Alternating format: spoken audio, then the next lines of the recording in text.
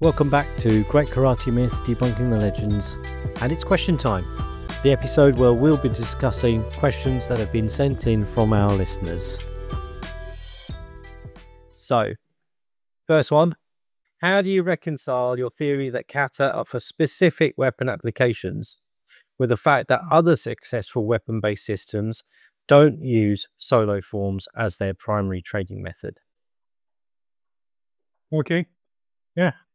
I'll jump in here. Who's assuming? We're not assuming that it's a primary training method.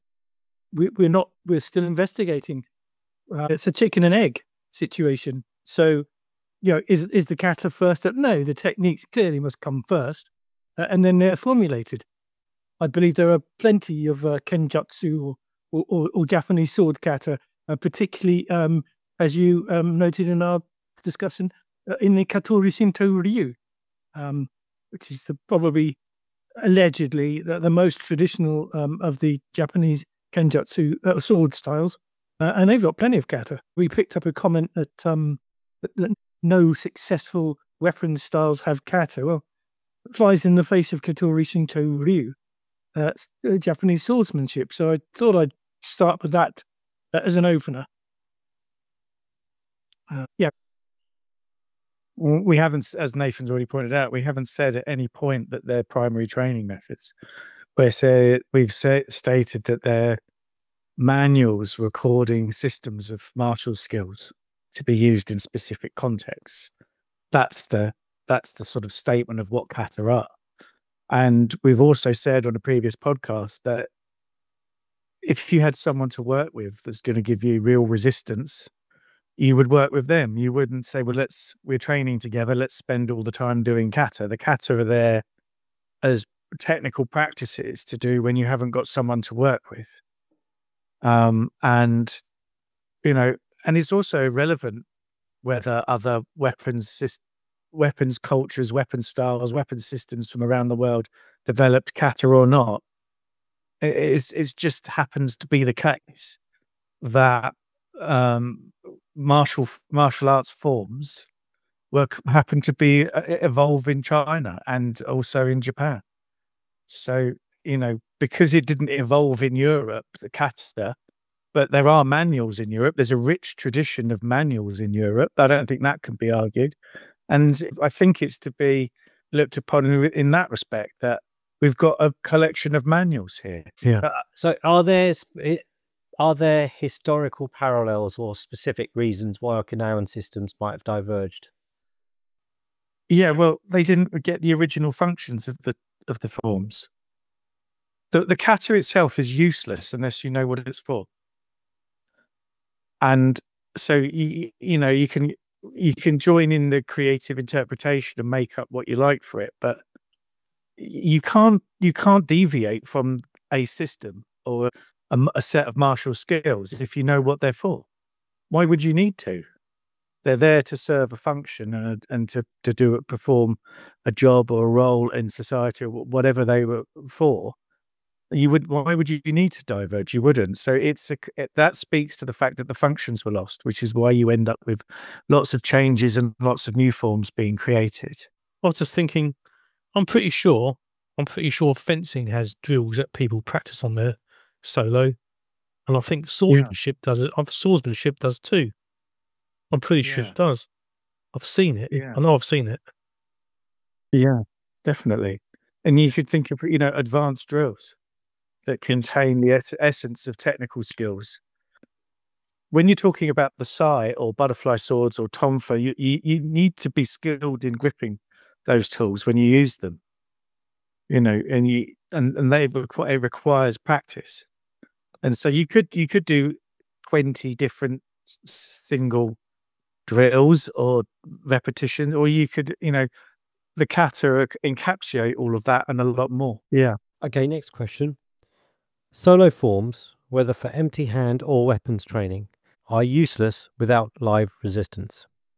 If your theory is right, and kata are just weapon drills in disguise, isn't that even more of a reason to stop practicing them? Yeah. We're not. I think that's a good point, actually, and I think it's worth clarifying something that You couldn't just practice the kata and then suddenly be really effective in a fight. We're not saying that at all. We're not saying if you practice sanchin with a pair of sai that you could go out and police with them.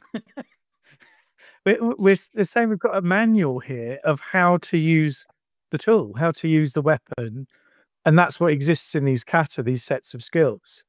We're not saying that if you practice the solo kata over and over again, that somehow you'll, in any way, it'd be like saying if you just did shadow boxing, you could become a world champion in boxing. Is bullshit.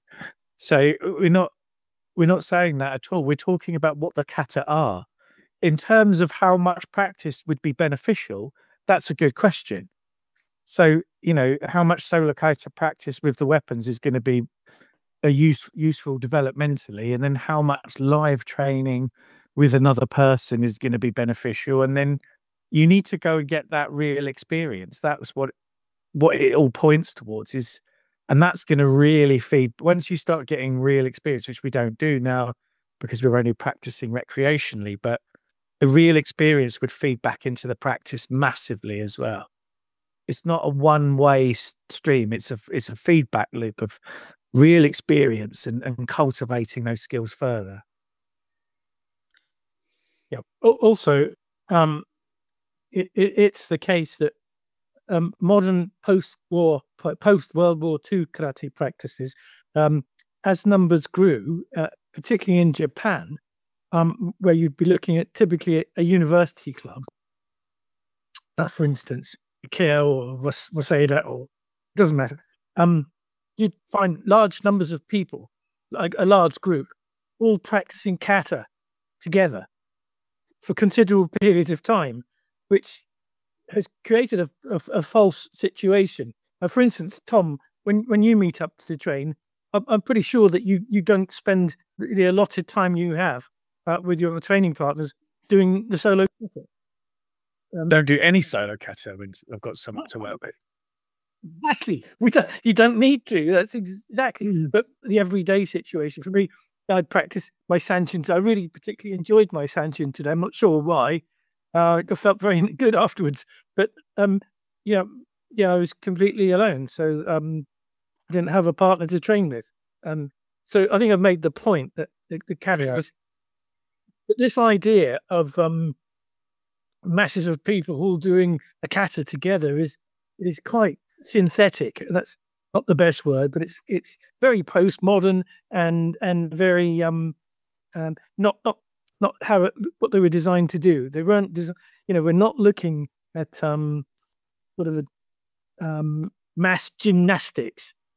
We're not looking at the Chinese People's Army sort of doing mass calisthenics. It's not the same thing at all. Not the same thing at all. I think that the idea of practicing kata, certainly in Okinawa, really took hold in that lots and lots of repetitions was required. And Gichin Funakoshi in his autobiography talks about practicing the teki forms or the Naihanshin forms in front of Itosu, and he would perform a repetition of the kata, and sometimes he'd get a nod or we'd be told to do it again, and he would practice and practice and practice the solo. I mean, what it leads to is that's for anyone to answer. But another character, Choki Motobu, he in his own writings talks about practicing Naihanshin several hundred times a day. How beneficial that is really questionable. The more, just because you do it more doesn't have any bearing on whether you're improving as a fighter or not, or whatever you think it's for. And so, yeah, it's about asking the question, what would be useful? How much practice would be useful alone with a training partner, and how much real experience is needed to feed back in to keep that evolving? And it's interesting though that the Okinawan tradition was kata based, and both Nagami Shoshin Sensei, the creator of Matsubayashi Shorin Ryu,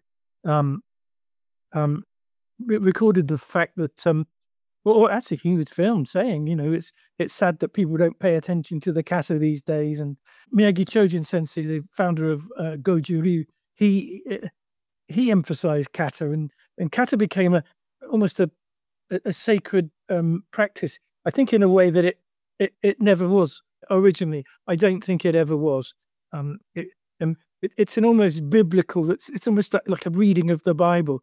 So, and I'm not criticizing any religion, but part of the, as I understand it, of any religion is actually living according to its values, but not just reading its literature. So it's not the tightest of analogies, but I think I've made it that yes, it's good to read the scripture of, if you're involved in a religion or a part of it or a member of a religious group, read the scripture, but you have to actually, the point of the scripture is to direct you to the values. So the actual living the religion, whichever one, is living the values, not just reading or quoting the the scripture. So it's a careless analogy, but I think that the point's made that we can look at the kata somewhat along the lines of scripture. So, what's the point in practicing kata on their own without the weapons? If they're meant to be weapons drills, what's the point in practicing without the weapons? Well, a quick think about we mentioned fencing earlier. So when I was at college, I had a choice. I could fence epee, foil, or saber, and I couldn't tell. When I began, and I didn't do it for very long, maybe a year at the most. My parents decided that okay, that's. My mum got me a second hand. I thought it was a foil, so I was telling my friends that I had a foil. I didn't know the difference. It was an epee. It was fine, but fencing is obsolete. We don't carry swords. Fencing is, but it's an international sport. It's should it be suggested that fencing is redundant? Or how about archery? That's pretty redundant. I mean, I probably could go on, but I think I've made the point. I think the issue here is that what we're discussing is unique because it has solo choreographed sequences of traditionally handed down forms. And I think that what we touched on that was really critical to this was one reason, and we're not saying it's the only reason, because we think there are a number of reasons, and we're carefully piecing the evidence together, which we've been doing this for years. But the one of the differences, significant difference, in fact, the significant difference between, and I would be very careless here, between the East and the West, or perhaps China and Japan, Okinawa, and there are other places, and forgive my omissions, but this is a phenomenon where you don't get, for instance, in Europe, and we are still heavily involved in the investigation of the weapons ban, or that's a plural, weapons bans, because they took place in China, as you know, and on more than one occasion. But the one for because our expertise is probably in the technical material of the forms. The history is part of part of it, but that's not our speciality, so to speak. So the history is supportive for us. We're not primarily historians. That's almost incidental. We're much more interested in the mechanics of the kata. Or I can only speak for myself, actually. Tom's developed a phenomenal historical. Anyway, the idea that a weapons ban could encourage people, or even force people who wanted to retain their tradition, their martial material, to conceal it by simply doing the practices with other weapons. It's funny that, not funny. It's we see the same thing happening in Okinawa when the Satsumas invaded. and completely controlled Okinawa. And just reading any of the histories, Nagamine Shoshin says it beautifully in a number of his publications, but primarily in his tales of Okinawan masters. I think that's Kodansha, the publisher. He says that the Satsuma occupation was brutal, and that the Okinawans were completely subjugated, and none of them were allowed to own weapons. Only the most senior members of the royal court and some of the nobility were actually allowed to retain their weapons. And bearing in mind that Okinawa moved as a vast, one period in history, it presents as a vassal state of China. Then it presents as a vassal state of Japan, and it's neither and both, and out of that it forges its own unique identity, which leads it to rearrange largely Chinese, preserve the kata we call the antique kata. The Okinawans preserved them, but in the case, for instance, of Itosu Anku, as we discussed previously, it led to the creation of new kata, and it led to Miyagi Chojin completely changing the sanchin, closing the fists, and changing the embu, the floor plan, the movement, the foot diagram.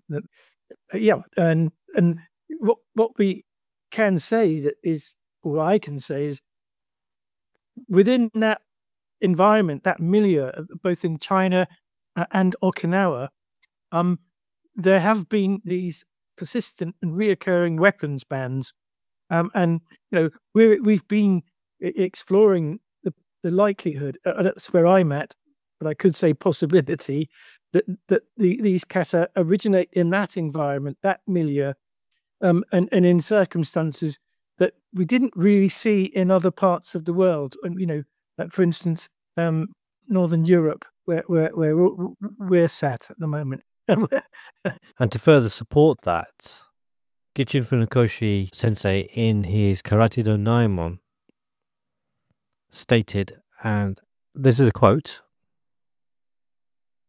"There were two occasions in Ryukyuan history when weapons were banned by governmental edict.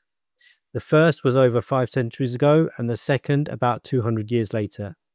These bans cannot but have played an important role in the development of karate." Yeah, the book Karate do Naimon, fascinating. The introduction is superb. It's very informal and friendly. He starts by saying he visualizes sitting cross-legged on the floor, with friends and students drinking tea, and he just makes that setting in the introduction of the book, and then just sort of expands his vision of karate, which actually in that book is based on the Tenno kata, which is the only kata demonstrated and described in that book, or fully described in that book. And it's really his exposition of his own creation, which possibly he collaborated with his son on, which is the Tenno kata. But yes, he's very clear about the weapons ban in most of his publications. And of course, we've got the parallel situation, and the strongest one, the most important one from my point of view, is the Ming Dynasty, the end of the Ming Dynasty, when the Qing came in. So 1644-45, when the Manchus, the Qing Dynasty, imposed blanket weapons ban, as we've discussed in the past, with really radical punishments for any people who infringed that diktat or edict, as Janir said earlier. And I think in our group, we currently think that that's the impetus really for the existence of weapons forms without the weapons. But we'll say, with the exception of Naihanshin, for all the reasons we will elaborate on later. Not today, but yeah, and he goes on to say the edict strictly prohibiting the possessions of weapons extended even a sword gone to rust. Yes. Next question. Given that the Matsubayashi Shorin-ryu is the primary source of the Shurite kata, how confident can we be that they were accurately and faithfully preserved? We can't. we can't. How can we be sure of anything? So this is a question you get again in religion, where theologians and argue, or the world at large will argue over how can we be sure that for instance, the Bible is true, or how can we, So there are those that have faith, and there are those that do not have faith. For us, it's not really a matter of faith; it's a matter of as I said earlier, we're much more. We embrace the technical material. That's what we really has propelled how we think and operate. The rest of it is historical and philosophical and so on. So if we look at Nagamine Shoshin's Teki, not only so it's easy for me to sit here and say, well, they're very accurate. Well, when the question is, how do you know that? And my answer is by what it does, and we managed to arrive at what it does because this Matsubayashi Shorin-ryu version was so accurate. No disrespect to Shotokan, and I mean that sincerely. I had a lot of association with some superb Shotokan practitioners, and looking at Shotokan aesthetically, gymnastically, how tidy and tight it is. But I want to say anything to detract from it. But if you contrast the Teki series, which follow the same three kata series, so Teki, Shodan, Nidan, and Sandan, which are commensurate with or parallel to the Naihanchi, Shodan, Nidan, and Sandan. You can see that, well, our evidence demonstrates that the loss of the function has led to the alteration of the kata. And that began actually before Shotokan was created. That began when the three kata, which were originally one, were broken into three parts for reasons that we won't be able to cover in this podcast. But you can see then that for instance, the crucial opening is where the fist rolls back into the palm, which you can see in Motobu Choki's very clear photographs of Naihanchin in his particular publication, which I'm not going to get sidetracked on, but that's completely discarded in the Shotokan Teki Shodan kata in a very similar way that Miyagi Chojun sensei discarded the original opening of the Sanchin, and in fact, I would suggest borrowed the opening from Naihanchin, but that's another story. Miyagi sensei discarded the opening of Sanchin in the same way that the Shotokan school. I'm not going to pin this to any particular individual. I'm not going to lay this one at the feet of Funakoshi Jichin sensei, but the kata were altered, and one of the key thing is in the Matsubayashi, you've got a clearer when looking at the two fundamental grips that are used, the sword and scabbard, they change, and they change in a way that's not possible physically with when you're locking the human limbs, and it's little details like that allowed us to see, this is where they've changed this, and this is where they've changed that. Or you see where a movement that's a small movement and doesn't seem to do very much has been exaggerated to become a big movement, a smashing movement. Where once you get the function, you realize that would not be correct. So you can see it's the same culprit. It's the loss of function that leads to the kata ultimately being changed. So it's the function, to answer the question, it's the function that allows us to be clear on the format of the kata. And in that regard, as we've constantly said, the Matsubashi, Shorin Ryu are pretty accurate. There are still fundamental flaws, as I repeat. They stem from the kata being broken into 3 parts. But the actual, the length of the stance, the height of the arms, the actual arrangement, the 2 lockup positions, all correct, absolutely correct. And also, very importantly, it's funny that different groups retain different important parts, but the very famous Naihanchin clenched fist, which we highlight in 2 or 3 publications, still persisted. And strangely, that one found its way into Karate Do Kyohan in the 1936 edition. And in the, I think it's Fulsham, I think it's a 70s edition, and it's translated and demonstrated by Oishima Tsutoma, who was a contemporary and former friend of Harada Mitsuzuki sensei. He demonstrates in that book, in the hand weapons section, one of the fist clenches that's demonstrated is that very strange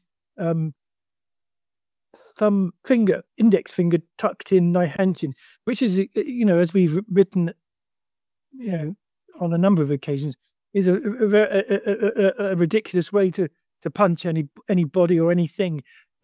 I don't know of any cases where that type of fist was used against the Makiwara. I could be wrong.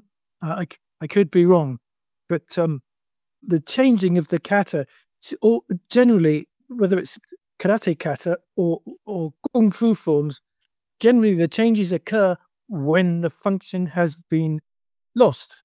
So presumably the original functions of the antique forms were once known in Okinawa. What might have caused these functions to be lost? I don't think they were ever known in Okinawa. I think they were lost in China. And I think that the people that brought them to Okinawa most likely didn't know the functions either. That's what the evidence, I think, points to at the moment. It's difficult because we've all been sort of raised on this idea of a sort of a mystical past where one assumes that everyone knew what they were doing and the masters were the masters, and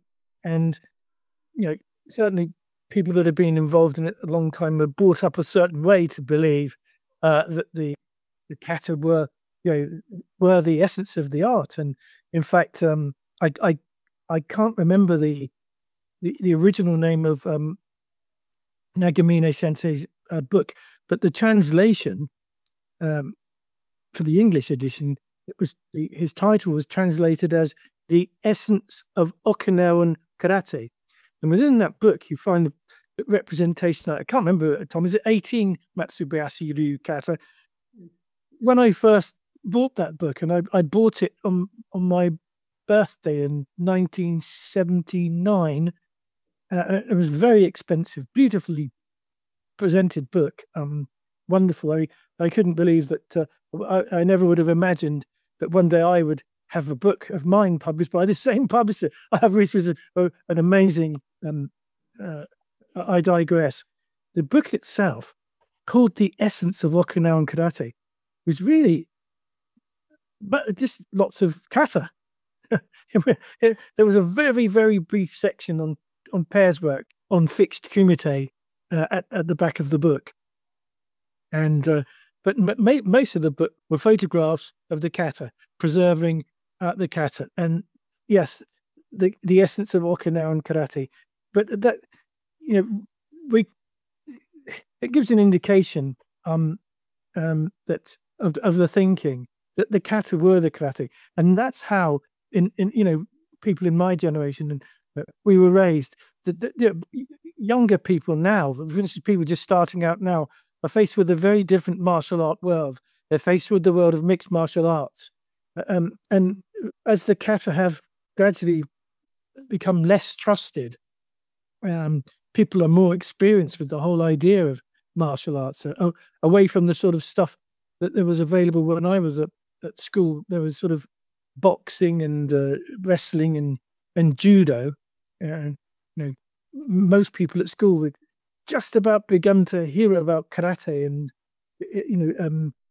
we got a sneak of sort of it appeared in sort of James Bond films with sort of chops on the neck and strange, inscrutable fighting that was so un-European or so unlike anything that we'd seen. The landscape's changed completely now, and we're seeing very effective combat systems that don't have. And why would they have kata? Because they're not weapons. And that forms a very strong part of our arguments. No, I was just thinking about what if some people had seen these weapons drills being practiced without the weapons, had sort of over time learnt them without being taught properly, and then they've got this, and then they think, oh, and you've got this set of drills that you're practicing, but you don't know what they do. You know, and that would be quite possible, wouldn't it? Because people would be practicing this stuff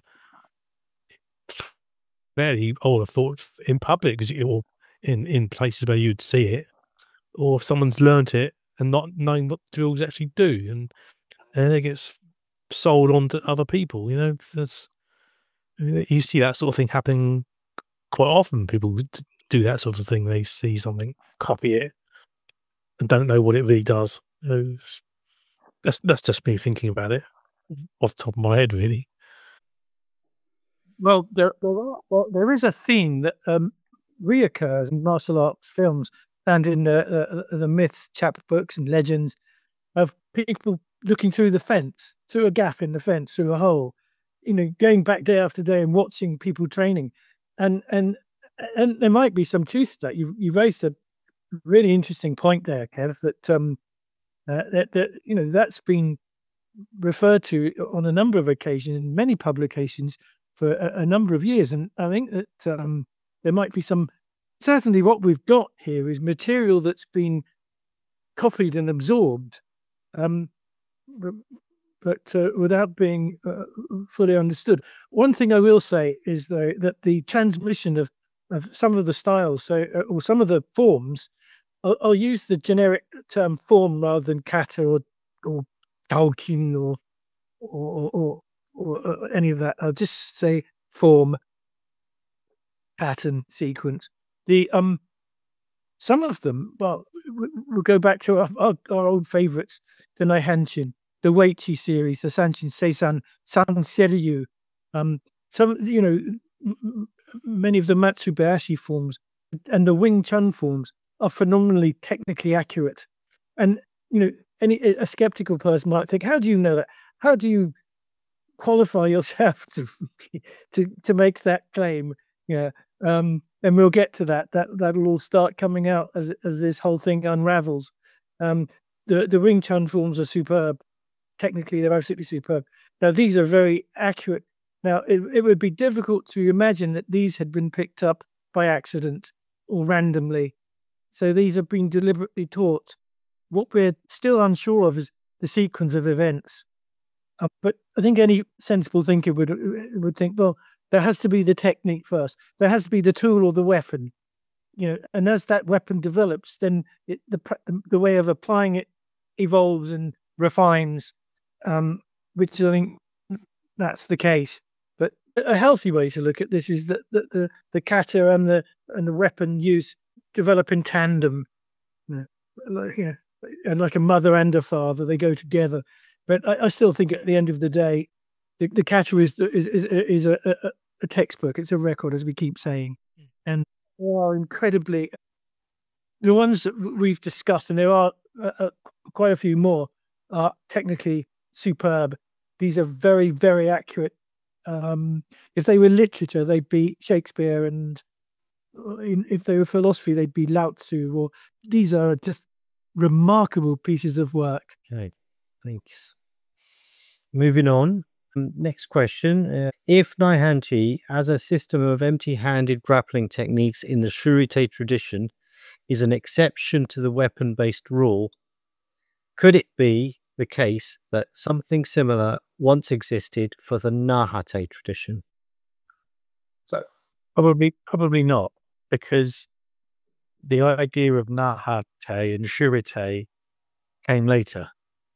So there's Okinawa, the idea of Shurite, the idea of Nahate or Tamarite is an Okinawan idea, that or classification or grouping or nickname, whatever you want to, however you want to describe it. The antique kata arrived without the forms and then were practiced amongst groups, and where you practiced, that was the type of te, the type of hand or fist that you practiced. Naha, Tamari, and Shuri, I think, are in about a 2-mile radius of each other. It's just like village boxing. That idea of kung fu might have come over, and so they inherited that sort of classification or something like that, possibly.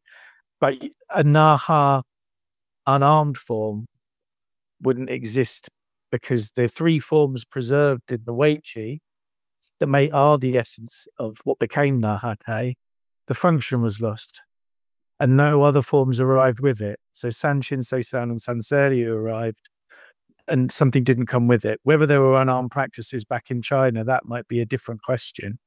But who knows on that one? I don't. But what we have are those 3 forms. Yeah, that's it. Technically, as I said, they are superb. They are accurate in terms of what they do. And I think there's something that I'm not sure if we're going to have the time to address it now. So maybe we'll for another occasion. But the insistence that there are myriad.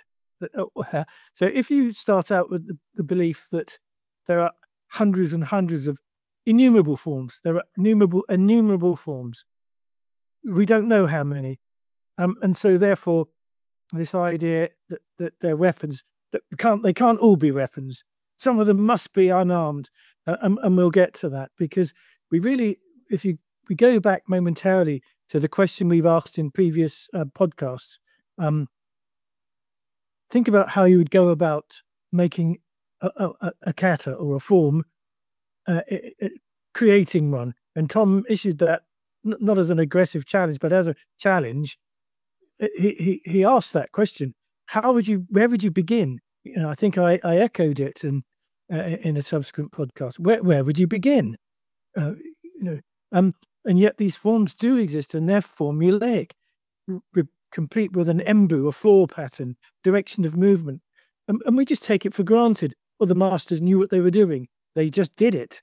But how? What was the basis? Of course, with a weapon, the amount of changes and choices and techniques that you are going to deploy, and for someone that's going up against you, the defenses that they are going to need will be controlled by that weapon. And that is a beginning place for how you might construct a kata or a form. So in that sense, let's go to flick over to swordsmanship, from Japanese swordsmanship for a moment, and look at the Katori Shinto Ryu. Yeah, their sword kata are very specific. There's no way that anyone practicing those would try to turn a Katori Shinto Ryu kata designed to be used with a katana, a 2-handed sword. No one would try and use those kata for grappling or unarmed. It's a different thing altogether. Yet the use of a weapon does facilitate the ability to produce patterns and directions, and they're going to be determined by the limitation that clinging onto that weapon creates. But limitation doesn't occur when a person has no weapons, is wild and free and unpredictable, could do anything. And how do you contain that anything possibility in a form? The answer is you can't. It was a rhetorical question. What about, so this might come up, what about as a starting position, as a starting point, if the starting point was a clinch? You could say that about anything, couldn't you? What about if you'd both slipped over and you started lying down on the ground? Or what if you started back to, you'd end up going on forever and ever and ever and ever. And that's the problem. There's too many possibilities, too many variations when it's unarmed or it's a fist fight, and it's unnecessary. And it comes back to that point at the beginning. What would be the use of practicing a kata for an unarmed fight? What would be the benefit? How would it improve your ability within the fight? Practicing weapons, there are skills that you can derive benefit from doing solo practice when you haven't got someone to work with. But that's very limited unarmed. You'd be better off shadow boxing or working on a bag, or all that kind of type of idea might be far more beneficial if you haven't got people to work with than developing a kata. And there's just bringing it back, there's just too many possibilities. You could, we could list 100 different ways to start, couldn't we? And which one would be best? It's futile, I think. And just to add to that, let's take the sai, our old favorite, and the Wing Chun broadsword, and we look at the size, and they are both pretty much the length of the forearm, and they both of them. Well, the sai have 2 hooks and symmetrical hooks, and the Wing Chun, the Bak Chun Do, the broadsword, just has 1 hook. But it's quite interesting that both of these tools or weapons are deployed in 2 and only 2 ways in terms of their orientation. So the blade is either open or it's closed, where the blade is flipped over, held against the forearm. And that's the beginning point where you could start to catalogue. And a beginning point that we've suggested in both the Wei Chi Sanshin and the Wing Chun is that ability to flip the sai or the blade, to deploy, to be able to move from one orientation to the other. Okay, thank you. Next, societal context and purpose. So although the techniques and functions of the antique forms can now be practiced and enjoyed by all, would their original intention have been for more select or even elite elements of Okinawan society? Yes, but replace Okinawan with Chinese. So they would have been professionals. They would have been selected on that basis, in the same way that, you get elite athletes now. Not everyone can be, an elite athlete, and, in the same bodyguards or military or police had their selection criteria. Of course, you would have had people that were exceptionally skilled, natural born fighters. You're not training people to fight. I imagine they're already very competent fighters or natural born fighters, and then you're giving them skills. You're adding to that, and they would have been elite athletes as well. I mean, in terms of fitness and strength. When I joined the police force, this is not a boast. I had no idea at the time how tough that the training was, because the cadet force I belonged to had carbon copied the training program from Sandhurst Military Academy. So we did so many of the things that they did in the same way. We got up at the same time. We did the same distance runs. We made the same bed pack. Everything was. I didn't know it at the time. It wasn't until later Anyway, the interesting thing is, at that stage in the British police force, you had to be a 5'11" to be. So in that sense, I agree with Tom that it would be if being 5'11" makes you elite. Yes, it's an elite thing, but it is, because not everyone's 5'11". So yes, you have to be the right person for the job. But I think that's true for any job, isn't it? So don't want to stretch your point or spoil your point, Tom, but could we say, we could say doctors are elite, we could say accountants are elite, dentists are, we could say bricklayers, layers, or carpenters are elite because they've got the capability to do the job, or they don't keep the job. But I think it's horses for courses. So Tom's right that the operative would have to be strong and fit, and it would be between certain ages. If you turned up and applied for as a civil arrest officer, bearing in mind there was no standard police force in Ming Dynasty China, but if you were sort of in your 80s and you turned up on the lookout for a job, I'm not sure if you'd get one. So in that sense, yeah, it's a certain type of job that requires a certain type of person, and I think that's the same for any kind of employment. One more thing to say: some of this material that we're discussing has definite connections with militia, which is another level up or down, whichever way you want to put it. It's a different position from civil policing, because militia moves not quite military. It's not battlefield.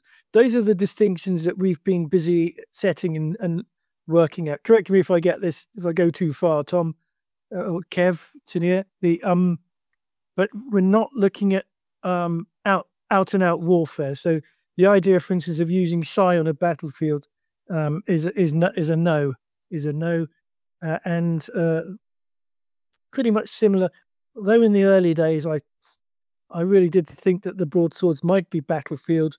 I think in discussion and work done with Tom on that, no, neither of us believe that. But to get the job, you'd have to be fit for the job.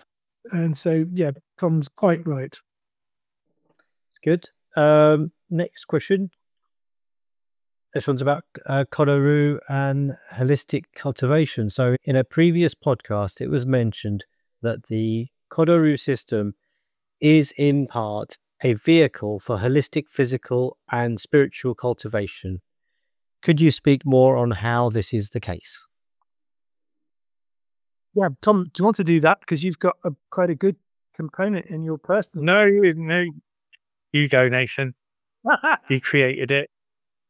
You're the creator. I'm picking up the ticket. Okay, thank you for that.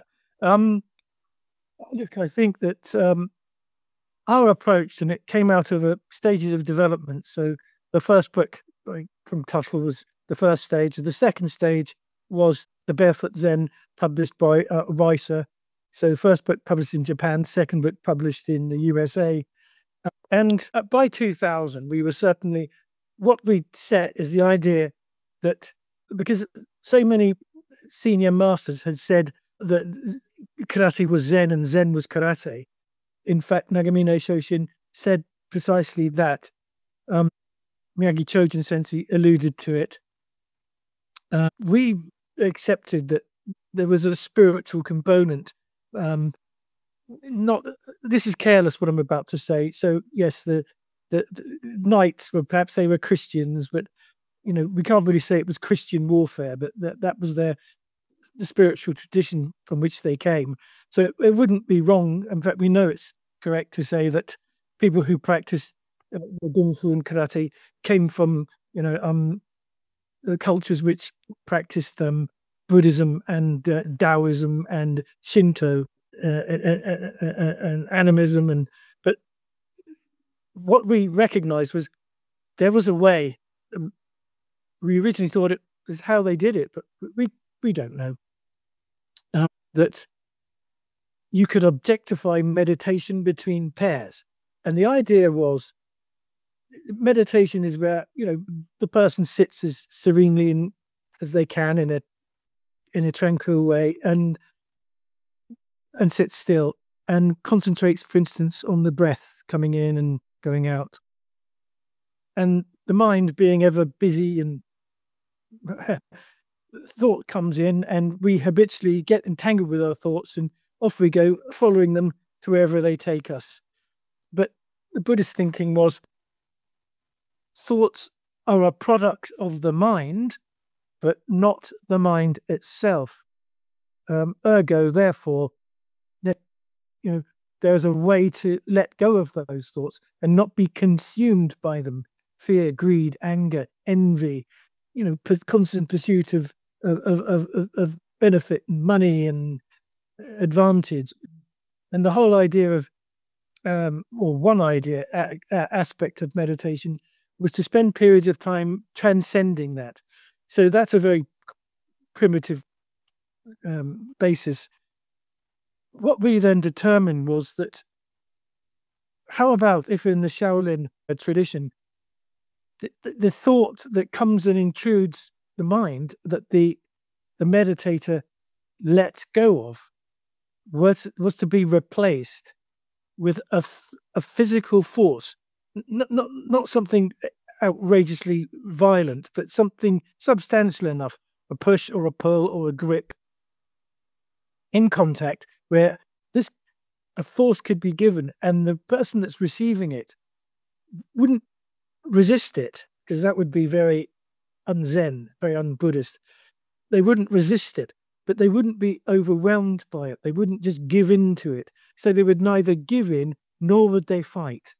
What that left or leaves is the force would be accepted, not be rejected, but it wouldn't be agreed with. It would be absorbed and returned.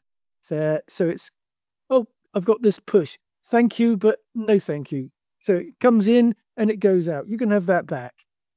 And this could then be in the same way that the mind, we're not only going to train ourselves to let go of one thought, so anger or greed or envy. We're going to let go of any thought that comes in while we're meditating. In the same way, while we're, for instance, pushing hands, which would be a medium to express this, when the arms are in contact and a force is provided, there's a sticky force between us, not sticky as in glue, but it's not, there's a clinging, loaded, heavy force. Muchimi, I think they call it in the Goju. Mr. Miyagi used it, Miyagi Sensei used that. There's a heavy, sticky feeling of absorbing the push and pull. So there's substantial force being employed, but that force is taken in, absorbed, circled, and returned. And in the same way that the seated meditator would have to let go and not be caught and distracted by any number of thoughts, the pushing hands practice would set out to develop as many of those within reason, using a gate system and angles and heights as to how we might deal with an optimal number of forces that are physical substitutes for thoughts entering the mind of a seated meditator. So this is the potential for an objectification of physical meditation, which has lots of possibilities. A significant one is it can be observed. So a teacher can gauge the student's ability to let go of a force without struggling with it and being overwhelmed, without becoming aggressive or without being passive, which is considered to be the middle way, which is one of the ideals of Zen Buddhism. Just about nails it, doesn't it? Lovely. Really nice. Yeah. And I think that's quite unique to the Ko-do Ryu system. That's not, we haven't seen that in any other system. Tai Chi has pushing hands. Goju has kakie. Both of them tend to lack spontaneity, though, and I think that's that what sets the Ko-do Ryu pushing hands apart from the other schools of sticky hands or pushing hands is the ability to be spontaneous, and that changes your internals. That spontaneity allows something different to happen internally as well. And we in fixed pushing hands in Tai Chi, and it doesn't really. Someone does something to someone, it's kind of fixed. It's not, and it lacks that spontaneous moment where you can get caught off balance, or and it wakes you up and brings you back, and then you carry on. And I think it's one of the most important element of Ko-do Ryu practice is the pushing hands, and it's people, members past and present.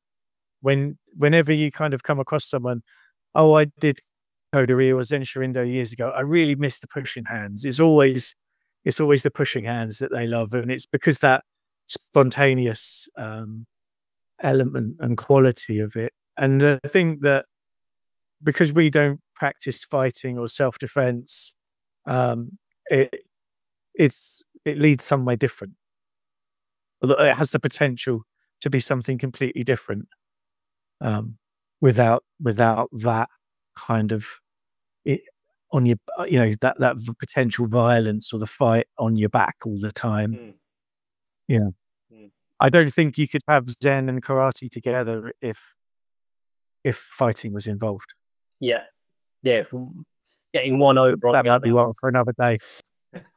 We'll explore more on this on pushing hands in another episode. Yeah, we've got plenty of videos on the YouTube channel as well. I'm going to move on to our final question. The specific kata resources. So, a commentator asked, said, you have mentioned Passai kata and staff retention. Seems to make sense based on the movements. They agree. Where do I find more on this topic? I trained with Fumio Demura sensei in the 70s and 80s in Santa Ana, California, and learned multiple kata then with very little bunkai explanations. Yeah. There's a short answer is that we haven't got any video footage of it yet because I haven't filmed it yet, but we will do soon. I think it's just worth quickly mentioning as well, in a couple of books, one of them is by a guy called Bruce Clayton, and he wrote, I think it's, hang on, I've got it on my shelf, Shotokan's Secret. It's an absolutely fantastic book.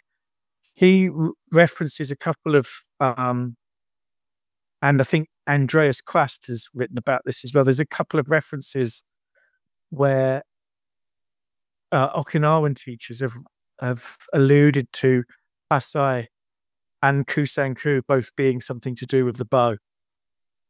And they both are. That was the original function. So I suppose it raises the questions if the idea of what they were might have come along, but the actual technical function didn't.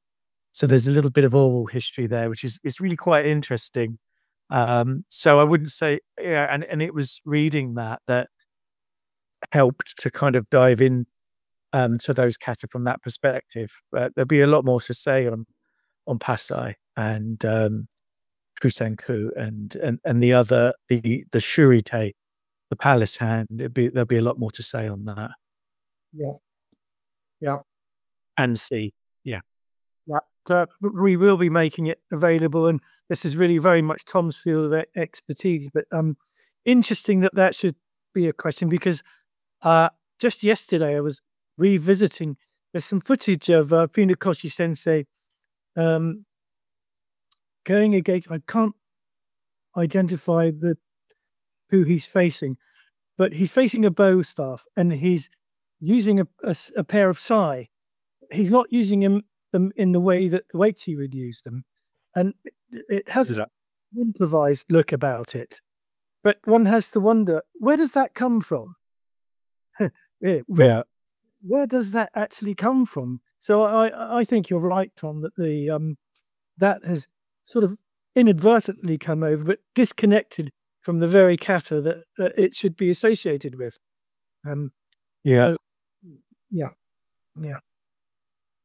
If the kata were taught by people that did know the function, it'd be interesting we could speculate on why the functions weren't passed on. Might be there wasn't simply time. It might have been if someone was part of an envoy or trade, stopping in Okinawa, there might have only been time to learn the kata, and not necessarily the function. That might have been the point that it got lost, or it might have been way before then. Who knows? There's lots of different kata, so there are lots of different stories there, and one size isn't going to fit all in that respect. So there's plenty to explore from lots of different perspectives.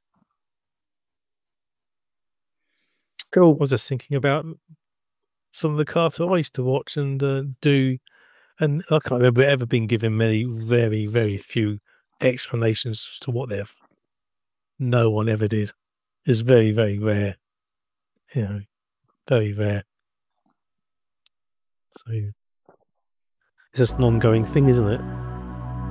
And that wraps up another illuminating question time on Great Karate Myths Debunking the Legends. Today we challenged the idea of kata as primary training methods and explored how weapons bans likely influence their solo practice. We also touched upon the fascinating concept of physical meditation in the Ko-do Ryu system. Thank you for your incredible questions. If you enjoyed this deep dive, please subscribe to our podcast, leave us a review, and visit our website for more resources. You can also follow us on social media for updates. See you next time.